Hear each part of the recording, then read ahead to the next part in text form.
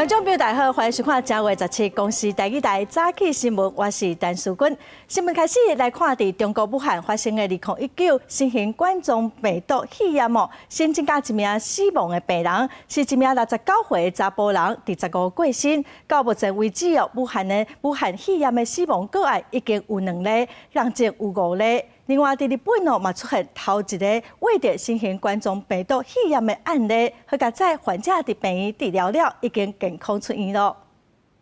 中国武汉市卫生健康委员会16半暝发公告讲，有一位感染新型冠状病毒的69岁男子，伫15透早不幸死亡。这查甫人随时入院时阵，腹内真侪功能就受损，经过抢救无效，伫15往生。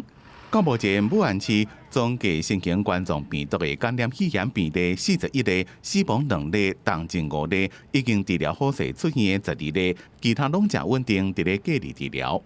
日本市出現第1例感染個案。昨日、我が国で初めて武漢市への滞在歴のある方1名に関し、新型コロナウイルスが陽性であることが確認をされました。なお、この方はすでに退院をされているというふうに聞いています。这是日本第1件感染2019新型冠状病毒肺炎的个案。日本媒体报道，这位30几岁中国籍男子到武汉了，伫这个月初3开始发烧，初6转到日本，到病检查了，自初10开始住院，这嘛已经治疗好势，伫15出院。因为中国发生肺炎，患者大部分拢是去过武汉市中心的海产市场，不过日本这个查甫人是无去过海产市场，怀疑是伫咧中国把甲患者接触过，将会调查患者伫咧中国期间的停留地点。因为这嘛拄好是中国的春运期间，对于日本出现第1例个案，专家讲目前这种肺炎也无人甲人互相传染的确定个案，所以民众唔免伤过紧张。日本政府也会加强机场的检疫。From the information that we have, it is possible that there is limited human-to-human transmission, potentially among families, but it's very clear right now that we have no sustained human-to-human transmission. 伫越南中部的岘港国际机场，10时也发现2个疑似病例，因为2个病人拢是来自中国武汉，官方已经对2位患者采样送检、隔离、观察、治疗。记者综合报道。台湾嘛派出2个专家去武汉实地调查，发现41名病人中有7成捌去过海产市场，另外13个人毋捌去过雪条病，是安怎去画的，目前阁毋知影。因为泰国、日本嘛拢已经有病例，咱的疾病管制署嘛宣布讲，要甲武汉的旅游疫情提升到第2级。中国武汉爆发新型冠状病毒疫情，引起国界关注。台湾派出2名防疫专家，第12号半暝11点到武汉，13号到乌堡武汉市疾控中心向相关疫情调查，讨论流行病学。14号是去病院了解病人临床表现，当政府隔离病房的监控作为，并且甲当地官员做了解了后，才知影2件是家庭集体感染案例。一起这个夫妻档的这个部分因为丈夫本身在华南海鲜市场有工作，那老婆其实因为行动不方便，所以是不会去市场的。而且老婆的发病是在老公发病5天之后发病的，有可能其实是在这个家庭内发生了这个传染。第2起家庭聚集，因为这3个人他们都是在海鲜市场上班，而且发病日都相距在2天之内，可能认为他们还是共同暴露在市场。目前中国新型冠状病毒感染的肺炎病例，有望维持41例。专家表示，这41名病例中有7成有海产市场暴露史，另外13人无。也毋过，这些人的感染来源也阁有待厘清。目前大陆方面也积极做动物检体采样，同时发出的信息包括2019新型冠状病毒拜毒武汉多人传人，疾病潜伏期可能2礼拜，感染源不明。也毋过，这个疾病的病情比 SARS 较慢，可能要加观察一段时间才知影效果。到目前为止的感觉上是说，病程的进展是比较慢的，好像是相对死亡率比较低的那种感觉。因为近期泰国、日本小连续出现报告华南海产市场的确诊病例，加上感染源也无厘清，所以疾管署宣布，这一起提升武汉市旅游疫情建议到第2级警示。目前被管制武汉大商会台，不过若是有武汉旅游署回国了24天出现呼吸道镜头发烧等，都要赶紧就医。记者综合报道。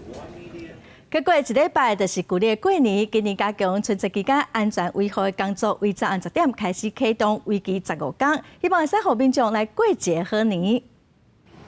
在这段期间最重要的、最主要还是说金融机构的安全这防抢、防窃这一部分另外就是在风景区旅游、采购年后这些交通的状况我们也要维持这个交通的顺畅。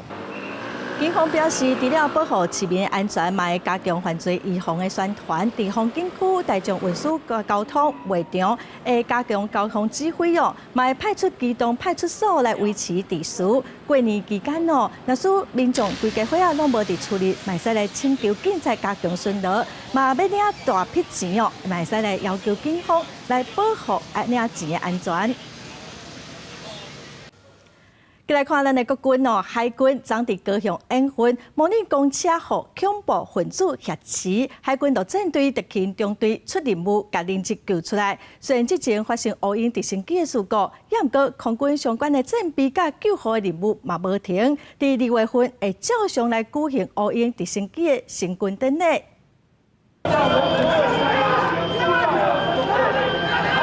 模拟恐怖分子劫公车，海军陆战队特勤中队接到命令，就随出任务要救人质。直接赛车甲公车砸落来，特勤中队甲恐怖分子对射，伫咧狙击手的暗号，队员随甲头门拍破，进行攻坚，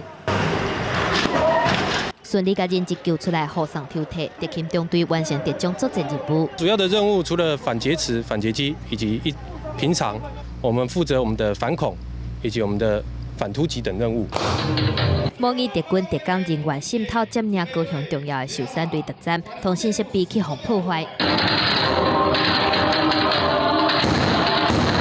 海陆特勤中队接到消息，就随进行攻坚，破门救人，甲雷达站抢倒来。机动雷达车接手扮演海防之间，引带攻略快艇对敌军军团发动攻击，消灭来袭敌军。共军的舰艇经过台海中线以西的时候，像是辽宁舰或山东舰，所以我们的雷达站都侦测得到吗？我们包含南部还有外岛雷达站均可以掌握，有效的掌握。连续弹着目标，海军特勤中队进行实弹射击演训，无论是底枪也是冲锋枪，或者是散弹枪，拍到人拢是准。春节进前，三军进行加强战备操演，要让台湾人会当安心过年。另外，空中救护队一只 UH-60M 乌鹰直升机不幸伫咧1月初发生事故，造成参谋总长新一名等8将士殉职。不过，根据政府采购网站上新的资料显示，空军家己第4战术战斗机连队公开招标 UH-60成军典礼管理台，为上驾驶租赁案16发标。外界推测，空军接种的脚步是无停过，计划2月份举办乌鹰直升机的成军典礼。记者综合报道。再来，带观众朋友做伙来看今仔的报纸新闻。先来看《中国时报》，监察委员陈书明想要约询判决前总统马英九涉弊案无罪法官，引起全台湾法官人士反弹。伫司法院长柯宗立表态消停法官，蔡文总统嘛已经准陈书明辞职，做到这个月底。再来看《自由时报》，香港的反送中运动已经超过8个月。一份香港民意研究所公布上新针对台湾议题的调查，赞成台湾独立的香港人有4%，比无赞成的比例是超过9%。这嘛是1993年有记录以来，香港人对台湾独立的看法头一遍出现无共款的想法。再来看《苹果日报》，美国的富士比网站昨公布2020台湾前50大好野人，电信伟界4兄基地头一届争做台湾上好野的人。鸿海创办人郭台铭因为鸿海股票淡薄仔落，所以只排名第4。再来看台湾头一波5G 竞标第1阶段，经过27天昨决标，总标金是超过1380亿，其中上热门的3.5 GHz 的频段，中华电信是以450来亿摕到上侪宾款哦。远湾团、台湾大哥大，佮有台湾之星，嘛拢有抢到宾款。也毋过亚太电信最后是放弃，可能会找其他的电信公司来合作。经过27天261届竞争，台湾第一波5G 竞标大战第1阶段总算结束，创下总标金1380亿8100万的纪录。嘛超过2013年台湾头一届4G 竞标的标金1186亿5千万，因为频率愈低，其地带涵盖率的范围就愈宽，所以真正的黄金区大3.5 GHz 嘛变做大家小争的所在。中华电信又标价4560亿7500万，摕到上济90 MHz 并款。湾团是摕到80 MHz 标价406亿，台湾大哥大摕到60 MHz， 台湾之车得到40 MHz。亚太电信是退出竞标，嘛是这场竞标大战会当结束的重点。这个频谱释出就是270 M， 本身不够这5家来拿到大频宽，所以也一再呼吁要合作，要理性。那当然，今天看得出就是有业者退出，那么已经选择合作的路。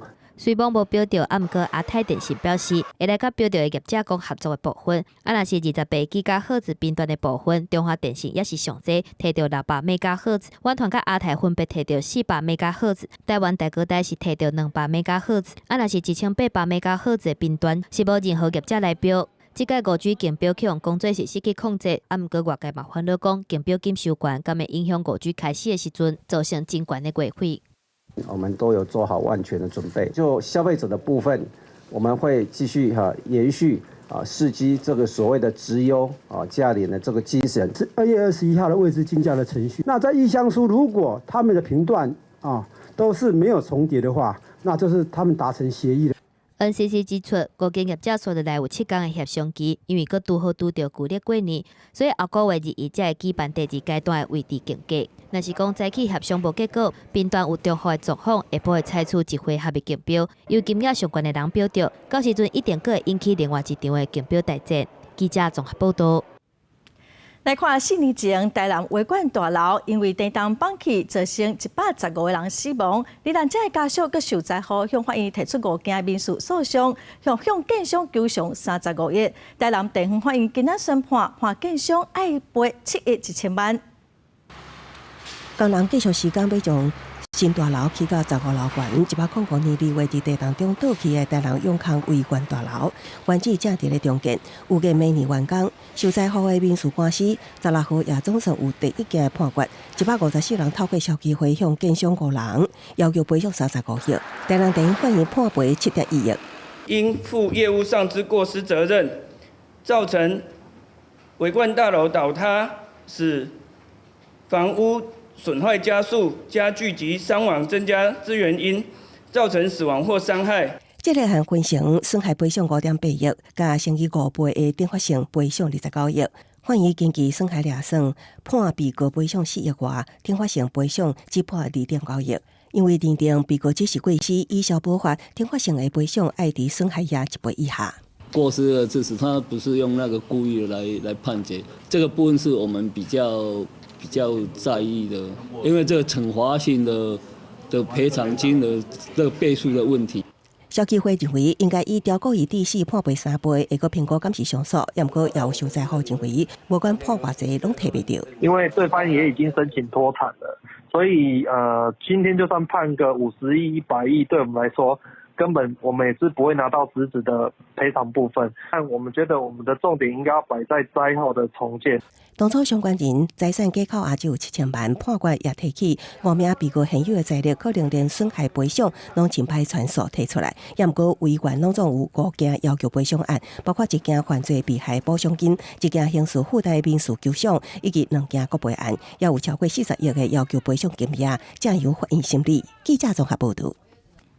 来关心天气哦，今仔大陆冷气团南下，会使看到北部佮东半部地区会落淡薄仔雨，天气是变甲湿湿冷冷哦。来看上新的温度，今仔甲明仔载是考大学学测，也毋过又有一波大陆冷气团，北台湾是湿湿冷冷的天气哦。今仔透早温度上低是伫台南只有12度，北部、东北部理时的温度大约是16度到18度，是比昨还减少5度到7度，而且愈暗会愈冷哦。今仔暗时到明仔载透早这段时间，温度只有13度到14度，温度上低可能只有11度。另外来卖落一点仔雨，也毋过雨是袂讲介大。礼拜日温度就会较热热，一直到过年之前，天气拢袂歹哦，是会使大摒扫的好天气。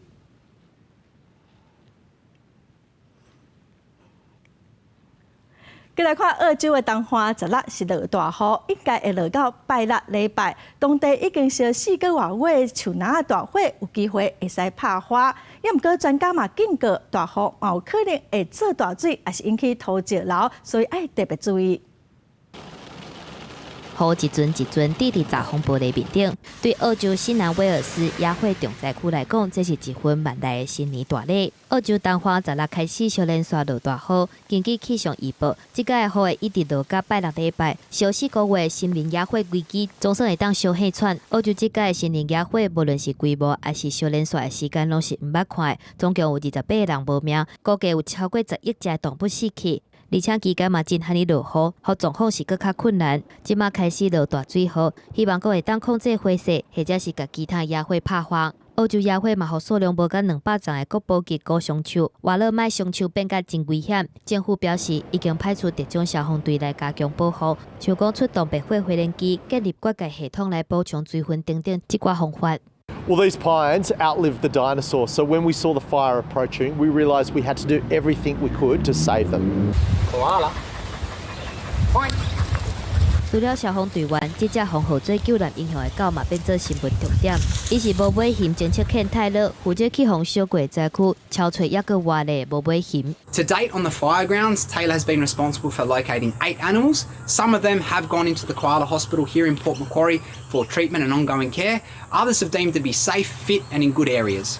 虽讲野火的危机可能暂时解除，毋过专家警告，风雨可能会造成水灾或者是水崩山的灾害，政府嘛应该特别注意。记者综合报道。在2012年，南极的巴西研究站火烧处后来是登起第15正式启用，因为外观是真实行。《纽约时报》嘛是讲这应该是世界上上派的建筑物。菲拉斯小号南极站位于乔治国王岛的凯勒半岛上，这是巴西设立南极的研究机构。深色的厝顶搭配在地天然环境，头前有水，后壁有特色较悬的布，会互人就是看到的是艺术博物馆，也是精品酒店。Plano de ação da ciência antártica para o Brasil até 2022 terá melhores condições para desenvolver programas científicos que aumentem a participação brasileira.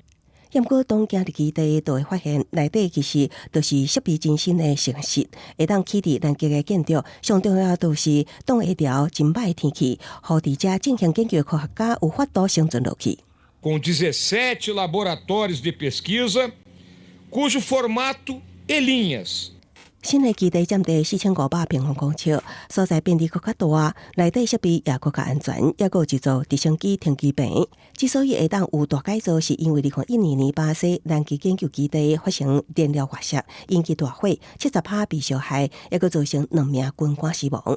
巴西政府2015年展开中建工程，开1亿美金，相当代表29.9亿。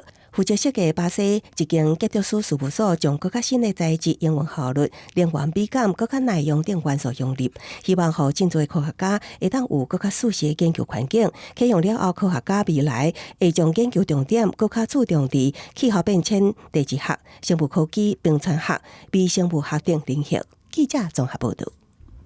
再来看美中贸易战，第一阶段的贸易协议已经签好了，也毋过中国答应要买美国2000亿美金的物件，甲卖做一寡改革，外界是质疑迄是要安怎做会到？另外，第二阶段的协商是要来处理国营企业的补贴问题，川普卖用关税来做工具。签完第一阶段的经贸协议了后，川普甲老叶一行人斗阵正中道。伊讲，这项伟大协议，互两个国家团结斗阵。协议的价值远超过2000亿美金，离第二阶段协商也真紧的开始。But right now, our relationship with China is the best it's ever been. 这份96页的协议内容包括智慧财产权、技术转移、农业金融服务、汇率甲货币，也有前端解决机制这7大项。中国方面，今年末2年也扩大来采买价值2000亿美金的美国能源甲农产品、商品甲服务。也不过所讲的改革并无附带实质方法。扩大进口规模比中国去年的采购力较大，而上有问题的国营企业补贴也延后到第二阶段，一个讲，甚至法度来落实，变数也是真多。The administration is certainly going to claim this as a win. They are getting a commitment for a $200 billion increase in imports into China. The structural changes that would need to happen to really change the position of the U.S. industry towards China, that hasn't been hammered out. The major underlying issues with regard to predatory technology transfer practices, Chinese government subsidies, those largely remain untouched. 参议院少数党领袖苏密批评川普和北京讲无清楚的话所骗去，必须回头甲头一阶段协议重新讲好，彻底解决修正个人企业补贴这关键缺失，若无甘愿无这份协议。而川普是甲关税正税牵制中国信守答应的条件，为改变要对中国2500亿个商品扣25%顶发性关税，另外部分商品顶发性关税对10%降到7%。President Trump's strategy was exactly right. I think tough tariffs brought him to the negotiating table. I think the tough tariffs hurt their economy and made them much more amenable to a good deal. 而贸易以外，中美两国在科技领域的差异也未就此来停止。华尔街日报报道，美国商务部正计划进一步封杀中国电信设备大厂华为，最近会颁布新的规定，将外国出口予华为的零组件内底，美国技术含量上限对25%降低到10%。记者综合报道。来看台积电公布第四季的营收超过3172亿，创下上悬的纪录。另外，有外国媒体是讲美国会对中国华为来做出愈较侪管制，有可能会去影响到台积电。台积电一回应表示讲，这是无影的消息，所有的出货拢会遵照法律的规定。Happy New Year, everyone! 下晡台积电总裁魏铁家、董事长乐德英做伙出席发税会。去年第四季营运交出真好的成绩单，合并营收超过3172亿新台币，年增率9.5%，创过一季营收上悬的。累计2019年营收超过1.699亿，年增率3.7%。While foundry industry growth is forecast to be about 17%, for TSMC, we are confident we can outperform the foundry revenue growth by several percentage points in US dollar terms. 台积电总裁魏铁家强调，讲今年资本支出是要甲150亿至160亿美金，各创历史新高。因为伫咧5G的影响之下，客户对先进制程的需求较济。暗过外国媒体报道，最近美国会对包括台积电以来华为的供应链设个较济限制，可能会冲击营运。We are everyone's foundry. We has been and we will follow the law and regulation. Every product is different in terms of their content, so it's really difficult to describe to you generally what is the content percentage is. But I can just tell you that whatever you read on newspaper is not true. 虽望乐德伊宣布美国压迫的讲法，不过最近台积电的股价表现已经去受到影响。昨日收盘股价收伫咧334.5块，落5.5块。挑战市价超过高调失败，因为传出美方的华为禁令相关产品，包括美国技术含量的比例，拄即卖阶段25%，会修改到10%，嘛有可能因为安尼，互台积电转换去美国市场。那目前还是正在这个评估了，那但是这个 economic 还是最重要的事情。如果说成本有进一步这个降低的话，也是不排除这个市场的可能性。我们就一直没有排除。不过法人对台积电的表现也是感觉真乐观，认为高阶制程也是业界指标。台积电嘛强调讲，伫咧美国政府还未正式公告华为限制令的进程，真表示伫发展5G技术的华为也是台积电真重要合作伙伴。记者综合报道。再来看香港特首林郑月娥，昨是到立法会接受议员的质询哦。林郑呼吁香港人爱珍惜一国两制，伊嘛讲，就算2047年以后，香港嘛袂变一国一制。香港特首林郑月娥昨日到立法会出席答问会，这是伊今年来头一摆到立法会回应议员质询。泛民派议员炮火真强，国民党杨岳桥批评伊纵容警察队，对警察暴力当作无款。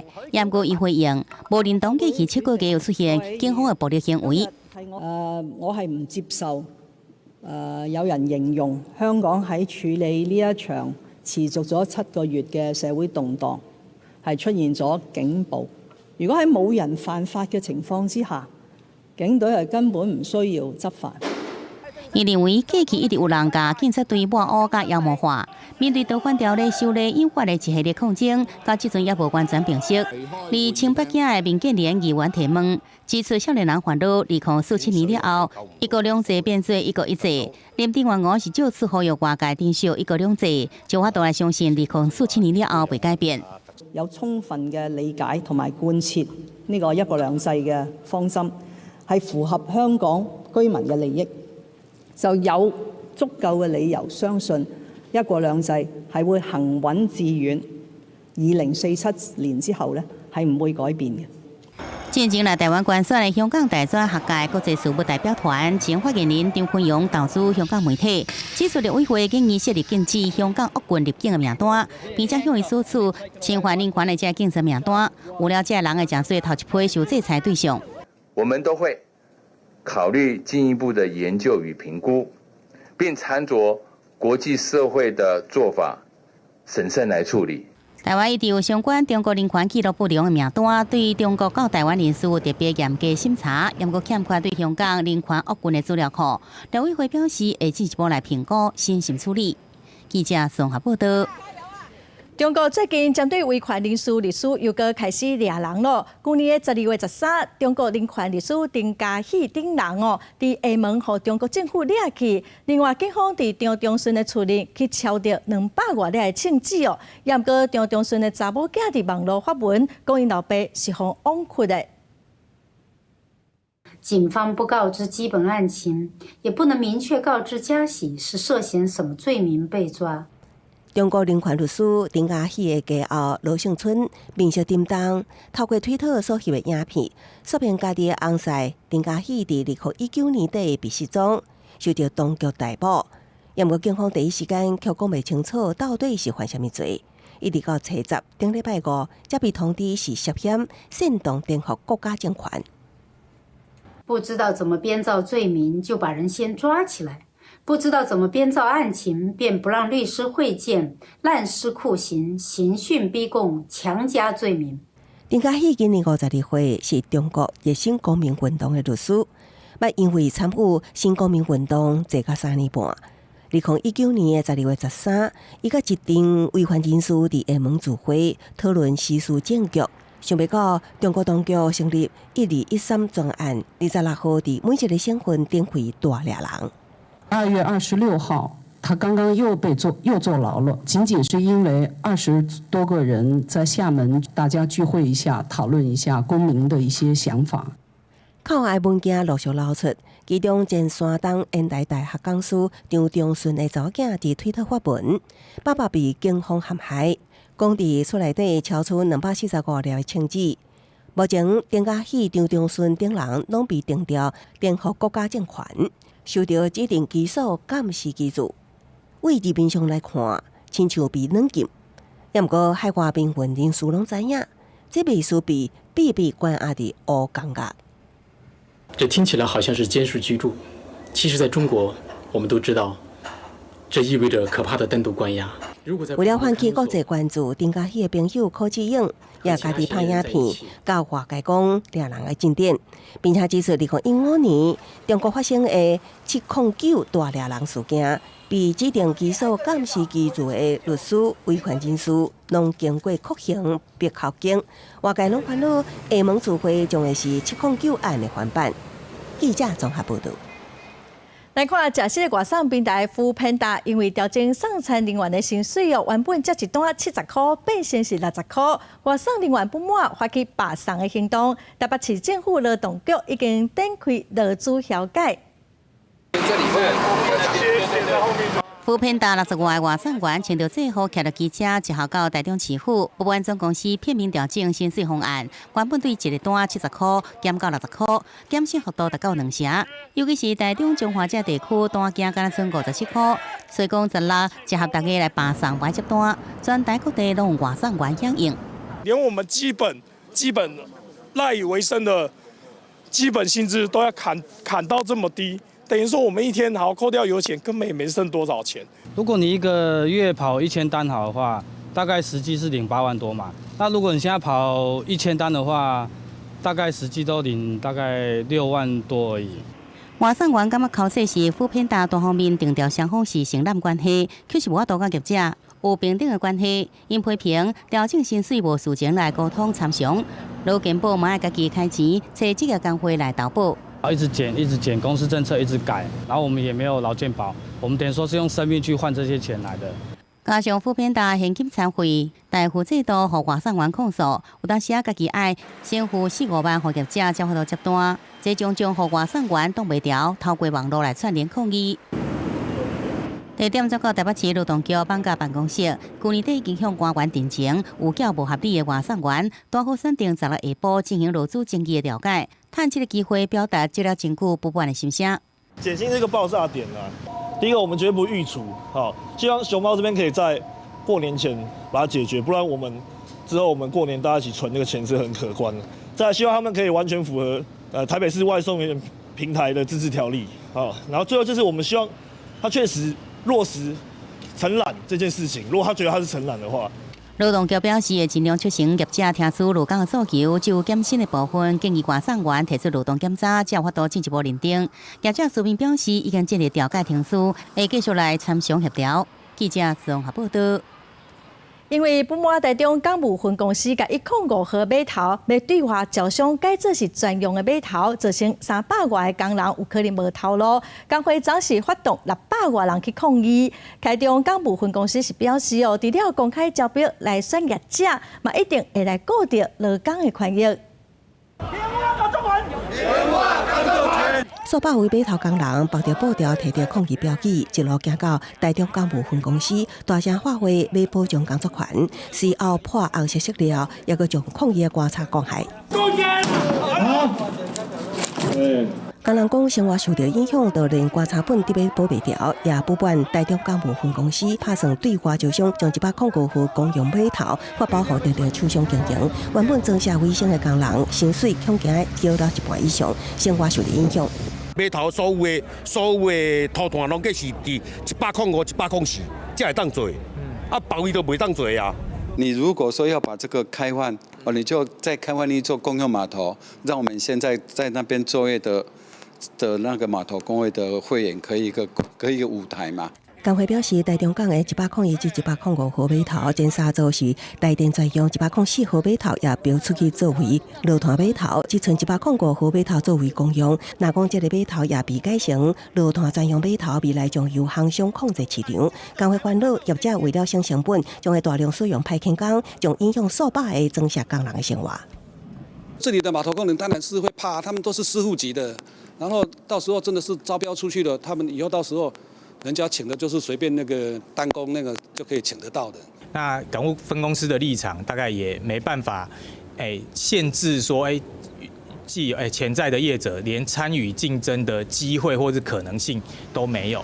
台中港务分公司表示，因为拖团装陆业务也是伫台中港，无法度限制业者参与竞争的机会。目前已经伫去年12月举办招商说明会，照落来办理公开招标，除了鼓励现有的业者参与，也会将劳工的权益纳入评比。因过工人也是烦恼生活，爱台中港务分公司提出诚意协调。记者综合报道。6场以上尾奥运野球资决赛4月7日就要开始比赛。昨体育署是宣布讲，富邦悍将的总教练洪一中确定要来接台湾队的总教练。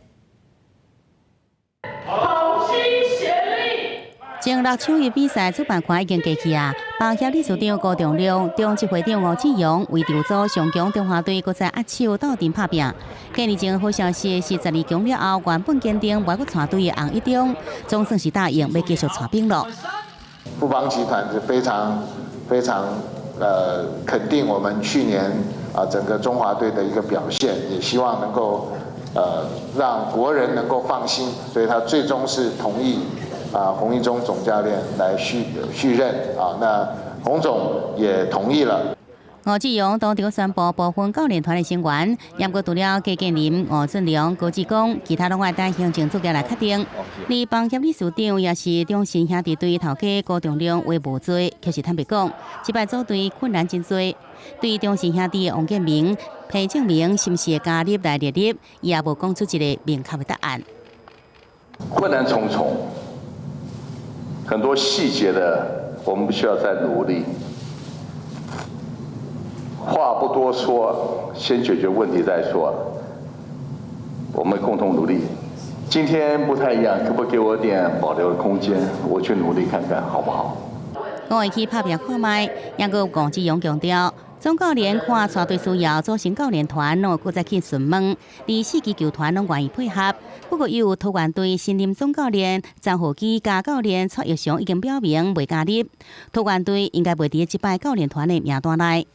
记者综合报道。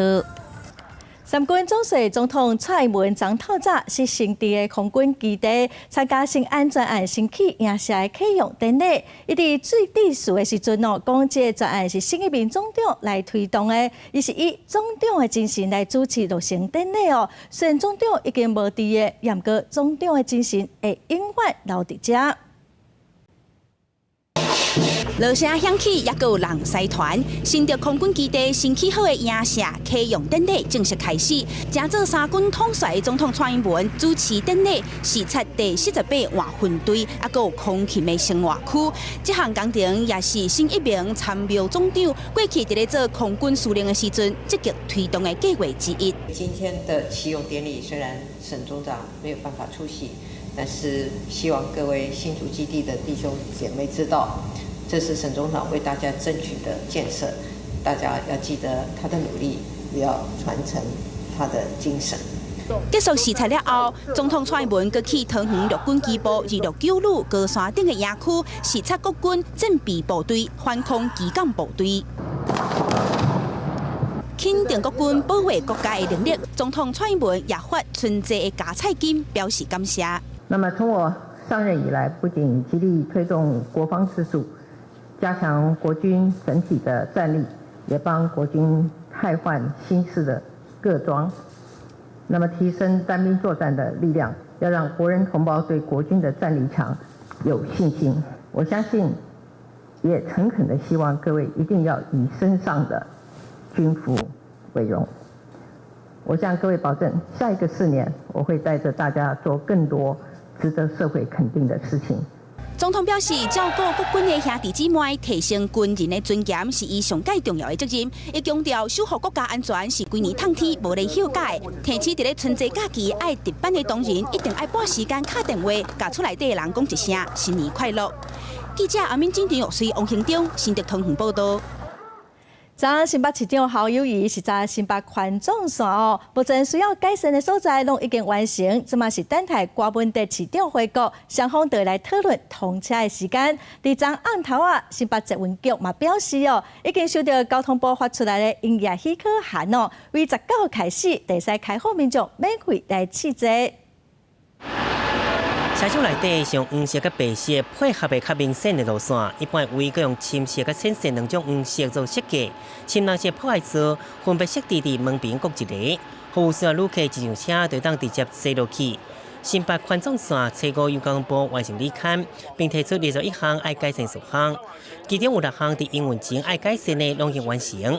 再起新北市长侯友宜视察了表示，改善工本应送交通部。但郭文德市长等来台湾了后，讨论通车日期。在农历春节过的第一天，或是农历春节的结束假期的前一天，这些小缺点，我能够在哪一个时间点把它改善完毕？2009年开始动工新北环状线甲本五线同款，拢是无人驾驶中运量捷运系统，全线拢是伫新北市。14车站有8个，会当转坐其他捷运路线。其中新北产业园区、大北南、金安甲头前庄，阁设置音乐走廊。那新北产业园区规划一般登记，行李托运服务卖伫通车了后，到店开通。在开放以后，我们会同时的把一般登机、行李托运这一项的服务把它做到位。当然，目前可能先采取人工。渐渐的，我们把它改进，用很快速的自动化来做一个转运服务。侯友强调，上近19号将开放，逐天早起10点到下晡4点，互民众免费试坐1个月。记者综合报道。再来看台铁的新地内湾车头，总是甲日本铁道的录音站幕双方乘坐姊妹车头，未来两边的车票会使通用，这嘛是台湾甲日本第7个姊妹车头。3、2、1，请启动。启动仪式，和新德县内湾车站边啊列车转车盘慢慢动起来，代表内湾车站甲日本铁道陆线站正式结拜为姊妹站。内湾车站早年以在三部仔甲拖团为主，随着林务检测政策甲碳空壳甲转型成客运为主，近年来更加发展成观光型车站。开始呢是产业为主的运输功能。可是呢，在这几年来，台湾各个方面经济啊、民生啊，甚至人的转动啊，就现在改为跟内湾的商圈配合，成为观光路列车。这摆台铁双方结拜为姊妹车站，上主要是双方车站，无论是历史、人文风情，真侪所在拢真像。未来双方车票也各当互通，希望对台铁双方带来更加侪人来观光。台湾的车票可以去日本用，那日本的车票可以来台湾用，那这个就是我们交流，互相做一个交流的一个使用。まず観光客が両駅に来るような仕掛けをしていきたいと思っております。で、それが終わりました今度小学校の交流、地域の交流の方に発展させていきたいと考えております。日本有因铁道是为伫日本鸟栖县伫1930年开通。除了载客，也提供运送部载等服务。结拜姊妹车站了后，除了票务交流，双方会伫经营模式上互相交流，毋望达到双赢的效果。记者综合报道。在地新闻，咱来看偏乡桃园观音区玉林国小的学生，伫旧历过年之前应该家己伫学校种的无毒有机的菜色，送互当地教育院的医生来食，会使分享因的爱，或者学生嘛拢真欢喜。这是我们种的高丽菜。亲手种的有机高丽菜收成啊，学生拢真欢喜，拄翻土保种，到家己做天然的肝汤水，还有有机肥料。桃园观音区玉林国校的囡仔种的菜，全部采用有线无毒的自然疗法，毋但食了真安心，而且嘛是真健康。学校的菜都是用有机农法种植的蔬菜，很好吃。然后我还有拔萝卜，很有成就感。都用辣椒水来驱除虫。真细致的鸭水、鸭肥，用心伫咧照顾当地生长的菜，从温室种菜到回播种菜，创造出有美感的会当食的地景家。校园爱囡仔伫咧生活甲实作当中学习友善环境，嘛培养健康、安全啊，有健康的食食概念。世界上只有健康可以让时间变慢哈。那在种菜的过程当中，也体验到它跟大自然的接触。我们采用友善土地的方法。这边的孩子基本上都是一些弱势家庭，那也在偏乡地区。那我们希望他们能够知道自己不但可以生产，也能够可以回馈给其他的需要帮助的人。旧历过年之前，囡仔甲亲手种的无毒的健康高丽菜送去予在地教育院。平常时嘛，甲收成的菜摕去义卖，才甲赚到的钱来去帮助其他的弱势。因毋但种菜家己食，嘛透过种菜甲分享，学习回馈甲感恩。记者综合报道。来看台南高雄的广告设计科因期末考试题目是出甲正歪，要求学生画出来监考的老师。结果每一个学生画出来的老师都无啥相同，学生的表现嘛，互老师是真愕乐。桌顶一张一张古锥画派的素描作品，却全部拢是考试的答案。台南高雄广告设计系2年，这届考试的题目就是利用Q版的表现方法，甲监考的老师画出来。我会加一些比较鲜艳的颜色，那可能就会跟别人的画不一样。每位老师在我心中都有不同的印象，因为有些是那种很凶狠的，有些只是外表凶狠，但是内心是蛮温柔的。画图的时间超时50分钟，而且考试进前，学生都唔知影讲监考老师是啥物人，就是要考学生现场的反应，而且实际作品嘛，互老师感觉真趣味。他们就一直看着我，然后开始笑，那我就觉得很奇怪。那就有一位同学跟我说：“老师，你可不可以站到前面去？”我说：“为什么？”然后他就叫我看题目，我才知道原来要画监考老师。出题老师强调讲，表现技法是实做的课程，当然嘛，甲一般纸笔考试国文英语是无共款的。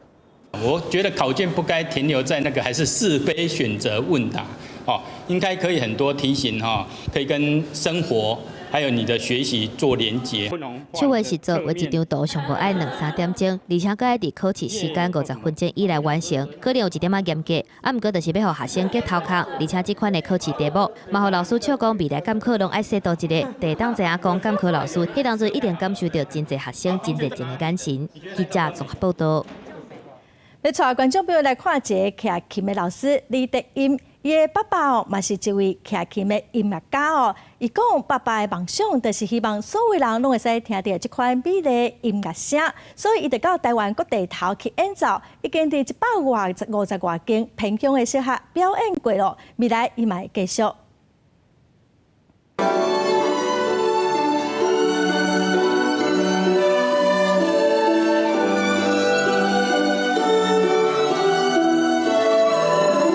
德拜达拉分出来的声音有影真优美，囡仔是拢听甲真入迷。互人叫做是骑琴高人的李德音老师，伫咧台顶演奏这条日治时期的台语流行歌曲《有夜花》，伫咧金门文化局演艺厅内底，大家是拢听了真感动。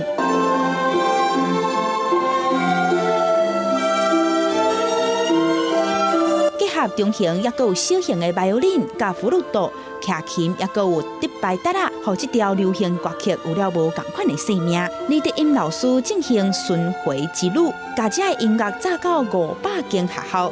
最近也来到金门，邀请朋友甲花莲县的康乐国小小朋友做伙演奏。这也是李老师完成超过160场的巡回表演。我很高兴有这样的机会能够来金门分享我的抒情给所有金门的好朋友，那也受到金门所有的学校的师生呢，他们热烈的欢迎，让我觉得非常的感动。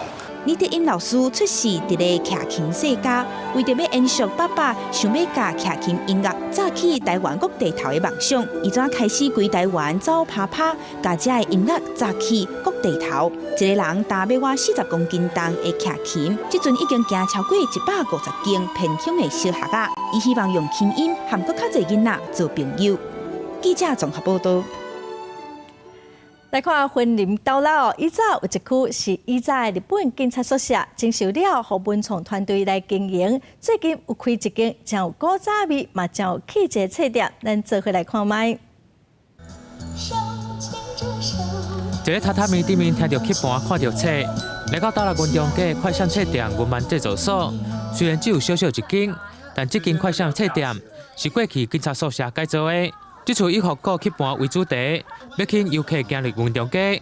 蛮惬意的，有一点日本的那种感觉，很轻松自在。特别是下午时光来的时候，我记得附近好像还有一些甜点或咖啡可以喝，就可以享受一下你的体态时光。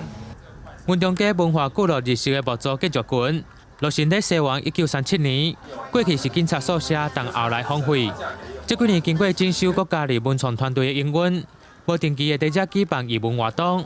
这届快闪册店的进驻到2月9号。希望可以主打一个比较复古的一个内容，所以我们就是以黑胶音乐作为我们这一次的那个快闪店的主轴。对，那也刚好在1月29号，刚好就是我们云林的地方情人邓丽君她的一个纪念日，所以我们也会在过年的初3到初5，就是在云中街办这个相关系列主题的活动。文创团队表示，来到这唔有曲盘会当来听，册店嘛收集真侪云林相关主题的册会当来看。所来春节期间，卖举办曲盘音乐会，要邀请民众做伙行入斗六运动街，来享受浓浓的怀旧风情。记者为你报道。退休金变少，阁有愈来愈暗退休退休是全球拢有的现象。来看美国社会安全福利金目嘛救水，自从退休前薪水的4成，有900万人已经超过65岁，阁继续的工作。美国海军外舰天空军人波温今年74岁，因为退休金无够劲，就继续走船。伫咧波多马克河的观光游轮，每礼拜做30点钟，伊的顶司年纪是减伊40几岁。And when I joined the Navy, back when I was 18, I was on a ship that was larger than this. I mean, it was a heavy-duty World War II cruiser. It's great to have some older folks around for the maturity and the leadership. Pensions aren't what they used to be, and to make ends meet, I mean, it's expensive, and the extra income, I think, certainly helps them. 美國嘅退休保障有兩套制度，一種是聯邦嘅社會安全福利金，一種是企業提撥員工薪水到專門嘅退休構造，然後救濟由專業機構投資理財，就親像前面嘅4億億計劃。也毋過政府並無強制規定企業設置退休金計劃，頭家是毋是相對提撥是福利，毋是義務。全美國只有26%勞工有享受這種退休補助計劃。普遍每個月退休金扣稅了差不多大約2萬個，離消費者關嘅華富要生活無容易。You know, you can live pretty good on sardines and crackers. I was joking, but I think I deserve more. 第二美國領專業社會安全退休福利金嘅法定年紀是65歲，因為人口一直老化，60年代5個勞工飼一個退休老人，以後竟然是2個就要飼一個。1957年了出世嘅退休年紀已經延後到67歲，比法國這賣62歲晚正多。而且社會福利金只可能是退休前收入嘅4成，因為真多人攏無欠錢嘅習慣，1/3嘅退休族可能是靠這條錢生活，而且是無啥好過。已經有2500萬60歲以上嘅國民愈老愈散赤，有900萬人退休了日子歹過，愛繼續做事。As hard as it is now for today's seniors, it's going to be harder for tomorrow's seniors. You've got lots of people coming out of school with very high debt in this country, and you have what the fortunate used to have were big companies that had very generous pension plans, at least for the workers who remained with them for their careers. Those are now disappearing. 截止大概1個月帶佇咧華府嘅郊區，2個人佇咧賺，日子算袂歹。未來還有20年會當賺，也毋過因講債務規劃也是愛先做。I have the value of my house, which hopefully stays high, and then I have the value of my 401k, which is all tied up in the stock market, which right now is really high, but in the past has had some pretty significant dips, and there are people that lost almost all of their retirement value. And I have 2 small kids. They need to go to college. It's much more expensive now than when I went. And so I think we need to help them. And we also need to retire. And it's not easy. 美國勞工局統計，到2024年，印尼條嘅世代年紀將會是60到78歲。美國也係建立有史以來世代人勞動力參與率上懸嘅時代。到時就業市場會有1300萬65歲以上嘅勞工，像普通共款退休金無夠用，愛一直做到袂頂袂當。I'm gonna work until the end. Like in the old West, the guys die with their boots on. That's gonna be me. 記者綜合報導。來看，經過3年市長規劃，台中帝國製糖廠拍園30年，最近總算重新整理來開放。未來會來用作台中相關產業的展覽哦，嘛有一寡假設個單位，希望這棟有歷史意義的建築會使有新的發揮。台中市東區的歷史建築帝國製糖廠，佇咧放園特別30年了後，經過3任市長的拍拼，重新開放給民眾參觀。这个制糖厂呢，過去在台中的產業史上，在我們的文化史上佔有非常重要的地位，在整修的過程非常的辛苦。帝國製糖廠是1935年起的，原本是日治時期帝國製糖都市會社的台中營業所，二戰了後台糖接手。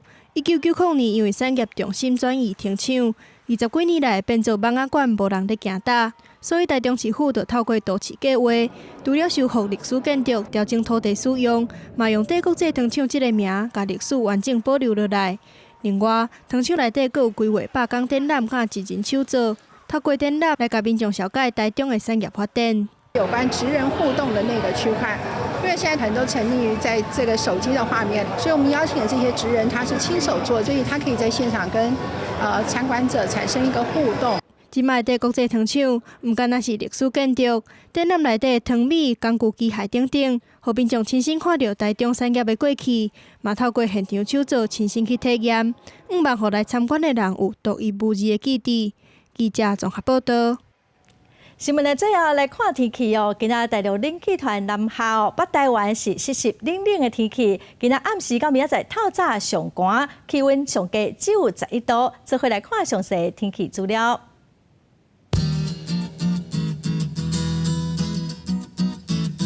北部地区上低15度，上悬19度。中部地区上低14度，上悬23度。南部地区上低16度，上悬27度。东部地区上低16度，上悬22度。外岛地区上低12度，上悬20度。